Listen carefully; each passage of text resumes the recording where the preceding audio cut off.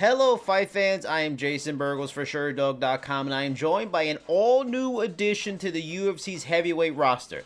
In November, he earned his contract on the Week 8 episode of Dana White's Contender Series with a first-round TKO. Now he makes his Octagon debut on December 12th at UFC 256 against a battle-tested vet in Sergey Spivak. And that man I speak of is the one they call the Mountain, a.k.a. Jared Vanderaa. Mr. Mountain, sir, thanks for the time before your UFC debut.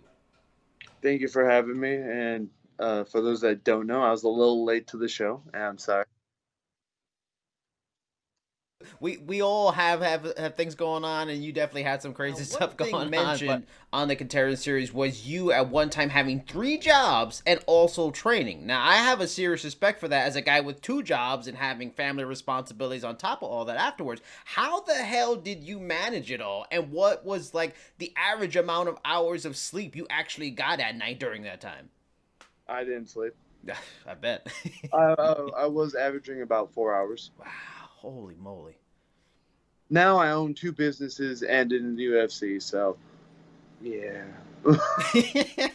So now it's down to 2 hours?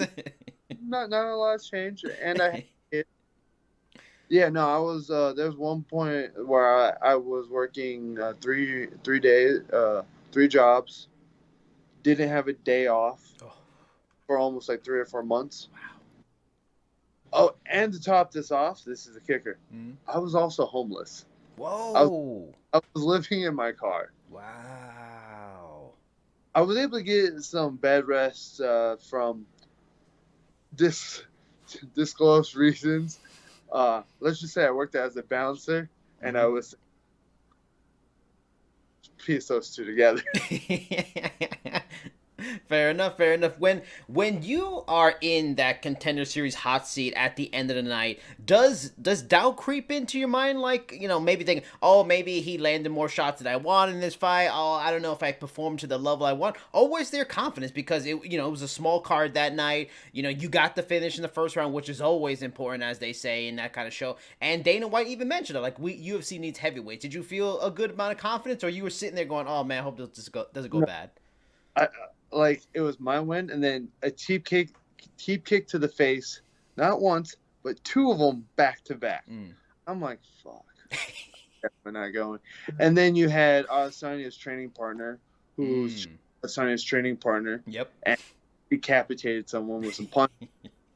Yeah, I was just like, I guess supposedly a lot of people said they liked me on, and I don't, like, on the mic. I'm like, that's hard to believe. But I guess everyone had the very bland, like, yeah, it was a good training camp, and no, like, well, I guess calling myself ugly got me the contract. I'll take it. So in the first bout inside the octagon, you get a very legit test. Super solid 4-fight veteran Sergey Spivak. I know for most fighters, every next fight is their biggest, as they often will say. But how does Sergey stack up talent-wise against previous opponents in your career? Is he by far the most skilled all-around guy? Is he, like you mentioned, his sambo? So, like, is he the most skilled maybe grappler because of that sambo background that you face yet? What makes this like a step up in competition, a step up in challenge for you? Okay. Maybe because I wanted to fight him as on the regional scene. I don't necessarily see him like above like this. I don't look at him as this giant tier guy. Look at him as some dude I was wanting to fight on the regional scene. Now that, I think this is my personal opinion. When I called him out was because when we were originally supposed to fight, I was told that they canceled the fight because they didn't want me to fight Spivak. And I wasn't for sure if it was him or his coaches. I do believe it was his coaches, but it could also have been him that didn't want to fight me because they knew that I wasn't going to be an easy fight for him. Now, he has no place to run. He is in the UFC. So now they're willing to take that risk for it. And to be honest, I always thought I belonged in the UFC for a while now. So for me to like view him as this giant competitor isn't necessarily something I'm having like issues with. Yeah. Like don't get me wrong. I'm not going like, oh, this is going to be easy fight. No, I just respect my skill set enough to be like, I could fight this guy and I belong here. Is it? I think the opposite is going to happen. I think they're like, oh, this is his first fight in the UFC. We don't have to worry so much about it. It's going to be an easy fight. I think they're going to doubt me. Because honestly, I'm going to be real. I didn't care for my performance on the Contender Series. I thought it was a joke. Yeah. And to be honest, my head doing this didn't look good for anybody. And it was one of those things where the last man change opponent, kind of slightly different, like stand-up style, kind of threw me off. Yeah. And so I personally think that they are going to try to make this fight, like kind of use it like, oh, it's his first fight. I don't care what organization we're in. I'm going to beat your ass one way or another. And, the fact that we're in the UFC, it's like, okay, cool. Now there's no excuse. Mm-hmm. It's like we're in the big leagues, and, if you come underestimating me, that's not my fault. That's yours for lack of professionalism. Fair enough. Now, I'm glad you brought up like skill set, respecting your skill set, feeling you should be in the UFC a long time ago, because that's kind of in the direction I was going to go in a way. There will likely be many people who will discover you for the first time when you step into the octagon, the 12th. On the surface, your record, your size, having most of your wins by KO, it's pretty common in UFC heavyweights. If you had to explain to fans, and to Sergey, if he's underestimating you on some level, why you are different than your average heavyweight, aside from your well-regarded TikTok game and poetic talents that I've heard about, what would it be? Is it because you're a black belt who wants to stand up and got nasty kicks in Muay Thai? Explain to me and explain to people who will be discovering it for the first time. I think I'm the newer generation of heavyweights, where we don't, like, I think heavyweights are finally catching up to the rest of the weight classes. Okay. Just, oh, he's really good at wrestling, and oh, he's really good at stand-up. Okay, I'm a big fan of these guys, so it's not disrespect to them, but at the same time, you look at Overeem. No one looks at Overeem, oh, he's going to shoot a double leg. They're like, he's going to stand. And then you look at JDS, you're like, oh, he boxing, curse blades, he wrestling. Like, the closest mixed martial artist is Stipe. He boxes, he wrestles.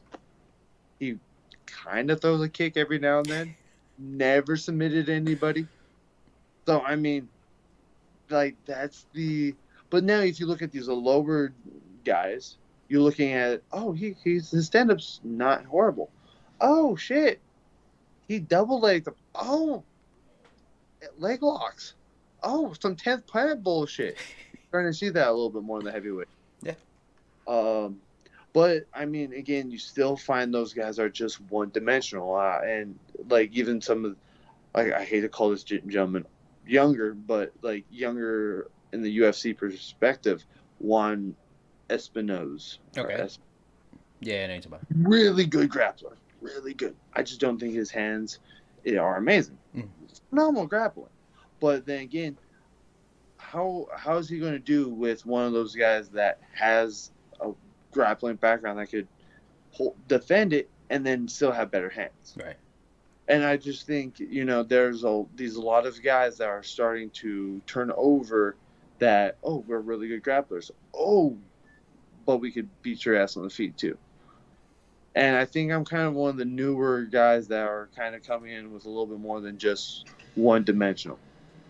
All right, speaking of your TikTok talents, which are part of your blood feud, I've heard, with Sam Alvey, and the poetry talents he lauds as well, I wanted to delve a little deeper into the man known as the Mountain. If you weren't a fighter, where do you feel life might have taken you? You've already mentioned you got a couple of businesses. Maybe is that, would it have been banking coin as a TikTok influencer? Possibly a published poet? Maybe a successful bouncer like Patrick Swayze in Roadhouse? Something like that. Where would life have taken you if it hadn't taken you to MMA, do you think? I think that's kind of well, if I didn't have, like, my relations like that I do now, like with my girlfriend and my daughter.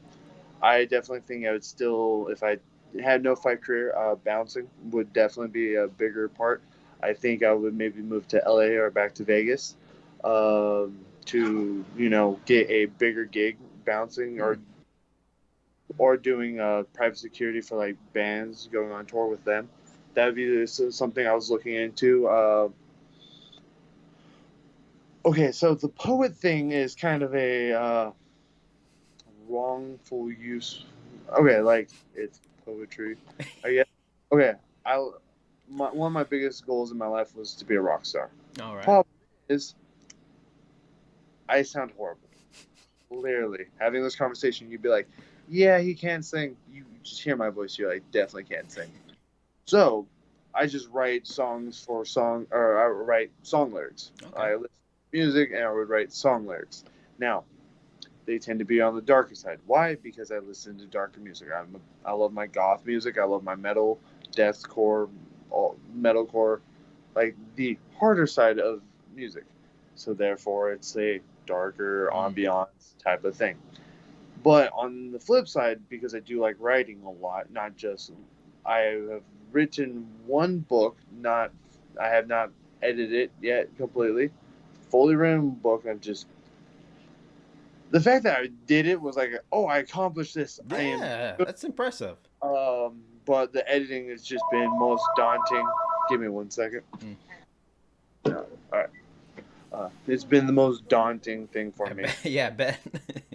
So that's kind of where I have kind of like stuck and been plateaued on. With that being said, I wouldn't say I would be an accomplished writer, but I definitely would have been pursuing my writings a little bit more, working on the editing and all that stuff a little bit harder. I still do it kind of as a hobby, but I do know that it's not my primary focus. I know once things kind of take a like things change in the like landscape Mhm. of life. It might be more prevalent later on, but for right now, it's just kind of taking the back seat because I had the Contender series, then I have this fight, and with my luck, in 5 to 6 weeks after this fight, I will have another fight. Sorry, I'm looking for my girlfriend. She just heard, and she hates the fact that I like fight. So yeah, like I think with my luck, I'll win this fight, have another fight in 2 to 3 weeks or like 6 weeks, and she's gonna be grumpy with me. So